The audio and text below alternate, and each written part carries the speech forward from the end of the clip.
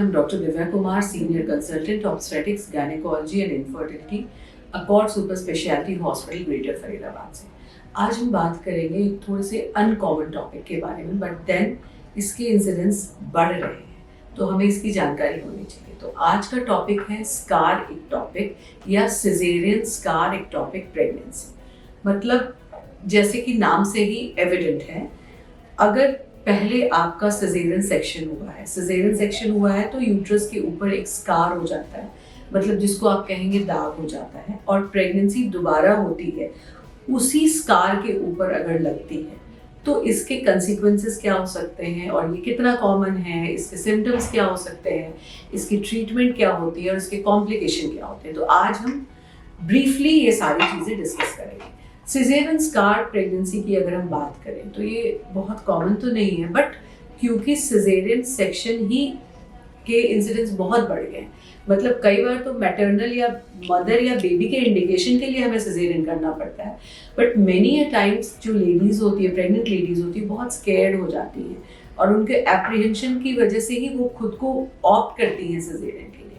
But definitely जो हमारा normal natural delivery का प्रोसेस होता है उसे हमें प्रमोट करना चाहिए, उसको एक्सेप्ट करना चाहिए। There are so many ways जिसमें हम लेबर को ही पेनलेस कर सकते हैं, जैसे एपिड्यूरल एनाल्जेसिया के थ्रू।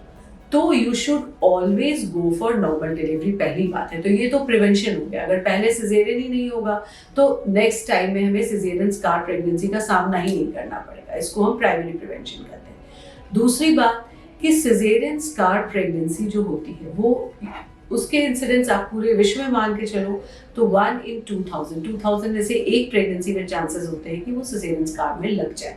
सिजेरियन स्कार प्रेगनेंसी जो होती है वो यूट्रस के उस जगह पे लगती है जहाँ पहले सिजेरियन में कट लगा था और जो वहाँ पे टिश्यू की हीलिंग हुई थी, उसी एरिया में जाके प्रेगनेंसी चिपक जाती है।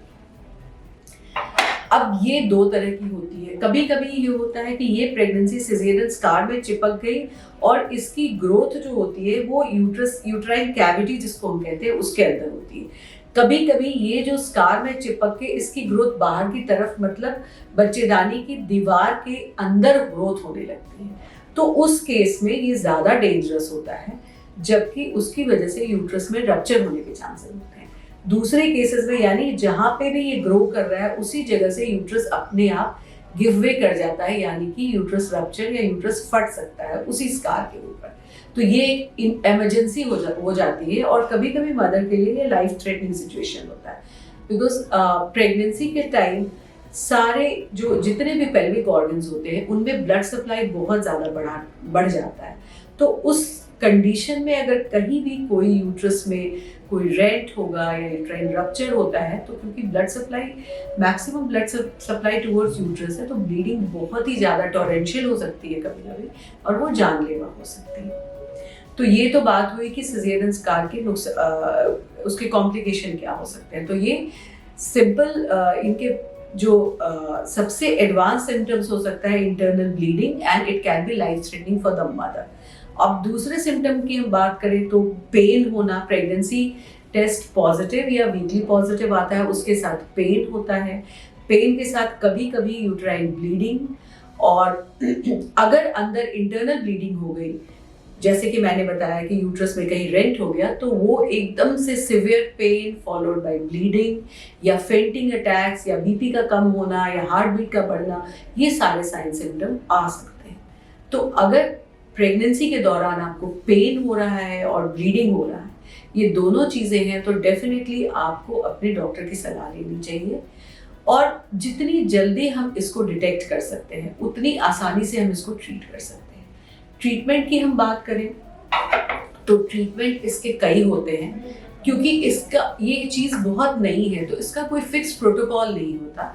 ट्रीटमेंट हम इंडिविजुअलाइज करके करते हैं। उसमें जो जो चीज़ें हमें देखनी पड़ती है कि फर्दर चाइल्ड बेयरिंग है या नहीं, मतलब और आपको प्रेगनेंसी आगे चाहिए या नहीं।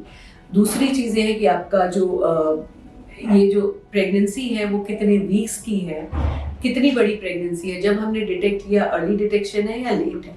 जो ऑप्शंस हमारे पास हैं उनमें कुछ चीज़ें होती हैं, जैसे एक प्रोसीजर होता है जिसमें हम एक नीडल को डालते हैं वेजाइनल रूट से और सीधा उस प्रेगनेंसी में ही हम कुछ लोकल इंजेक्शन डालते हैं, जैसे कि मीथोट्रेक्सेट या KCL का इंजेक्शन डाल के उस प्रेगनेंसी को वही किल कर देते हैं। फिर हम नीडल निकालते हैं और इसको सीरियल बीटा HCG और ट्रांसवेजाइनल अल्ट्रासाउंड के थ्रू फॉलो करते हैं, जब तक कि इस प्रेगनेंसी के निशान हमें अल्ट्रासाउंड में ना दिखे और beta HCG level non pregnant level हो जाए।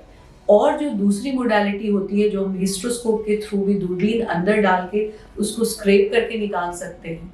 कुछ केसेस में हम लैप्रोस्कोपी डाल के उसको प्रेगनेंसी को पूरा ही निकाल के उस एरिया को स्टिच कर देते हैं ताकि आगे की प्रेगनेंसी ना हो। तो ये है स्कार एक टॉपिक के बारे में।